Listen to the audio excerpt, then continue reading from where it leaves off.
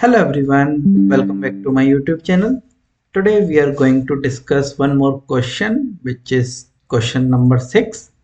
And as part of this, we will be learning few more concepts and we will be also seeing how to do the solutioning. Alright, so the requirement here is consider that we have a catalog item and this catalog item is available for both managers and as well as for IT technicians. Now on this form we need to create one variable like select the user and the type of this variable would be requested for or reference. Okay, now the main requirement which we need to implement is that if logged in user is manager.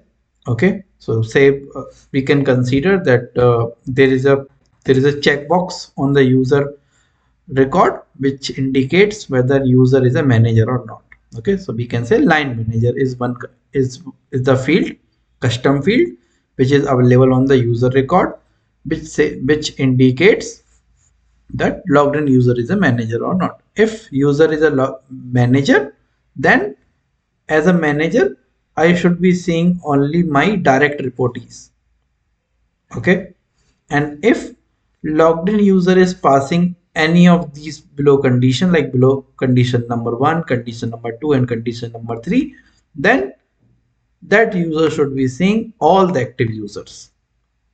Okay, so this is the requirement. Now condition 1 and condition number 2 and condition number 3 are like if user is member of some group and having ITL or project manager role as well, and they are the line manager of at least one user and they are part of company A.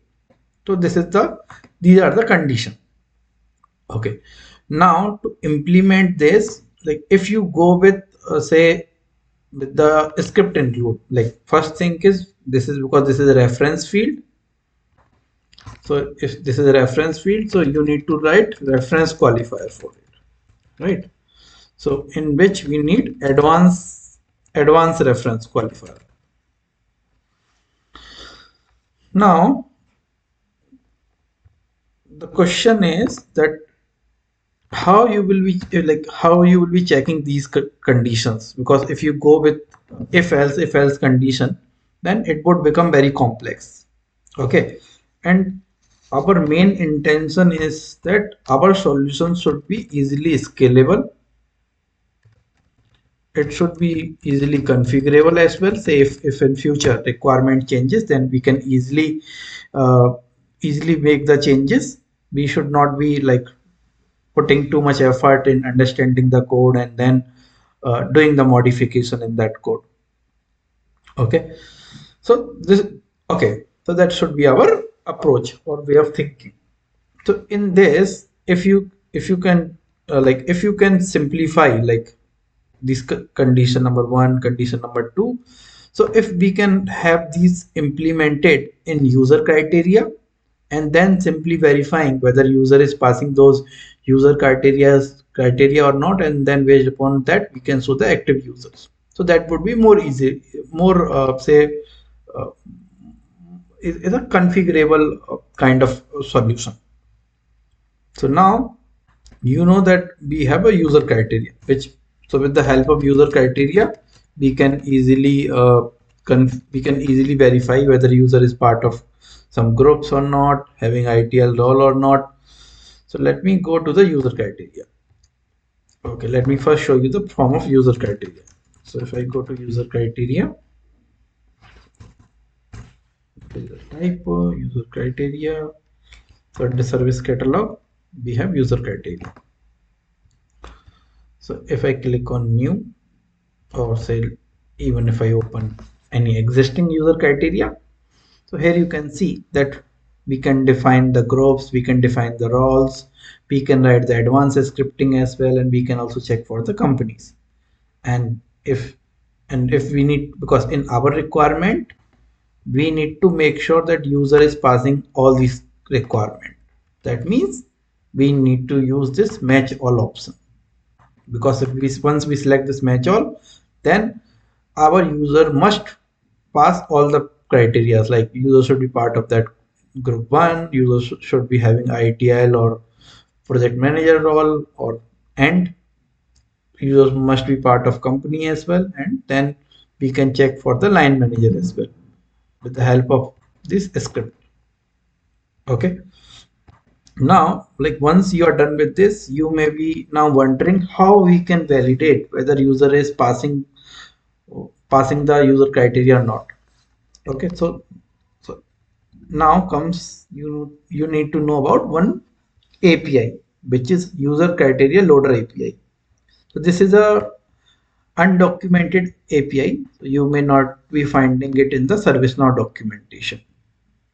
Okay, instead of this, you may be seeing another API, which is user criteria API, which we use to create the user criteria or update the user criteria with the help of a script. So this API is not will not work in our scenario. So there is no use of it.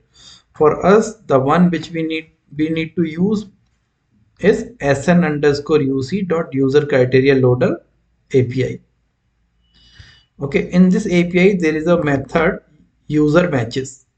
Okay, in this method we need to pass two parameters. In first parameter we need to give the sys of user, and then in the second parameter we need to pass the array of sysids of user criteria. Say we want to validate whether user A is passing any of these three criteria, then we can use it, because in our scenario if logged in user is passing, say this, if passing user criteria 1, user criteria 2, or user criteria 3, like any of those three criteria, then we need to show the all the users. This is our requirement, right? So how you can validate this undocumented API? So for this you can go to the script include. So if you go to the script include and apply one filter saying script contains this particular API name, then you will be seeing that system will return around 15 to 16 APIs in which this particular and undocumented API is called. Okay, now coming to the variable, how you need to implement it. Like, okay, so for this you need to go to type specification for your variable. Say select the user. You need to use advanced kind of reference qualifier, and here first keyword you need to use is JavaScript. You can write the scripting here as well. Okay, so now the first thing is you need to get the user ID of logged in user, so which you can get with the help of sys user gs dot get user ID in the server side code. Then you need to know the sysids of user criteria. So for this, say uc, we need to create one array. Okay, so array is what, so instead of hard, like basically we need sysids of user criteria in this format. Okay, but this would be again be hard coding. So instead of this, what we should be doing, we can use gs dot get property, and we can store these sysids in that system property. Like we can create one system property, and then we can get that array, and then we can use it. Okay, so you need to use gs dot get property to get these sysids dynamically, so that you do not need to touch it. So if say in future you need to introduce one more condition, you simply need to create one user criteria, and after creating the user criteria you need to simply update the system property. Okay, after that you need to use this API, and in this you can pass your parameter, say user ID, which is user ID here, our first variable, and then this array you need to pass. Okay, and you need to store this value. say where user match. You can create one variable and whatever value is returned from it, you will be storing in this variable. So this will be returning a boolean value. Okay, so we can say if user match is true, that means user has passed the one of the user criteria, then we can simply set the filter as say active is true.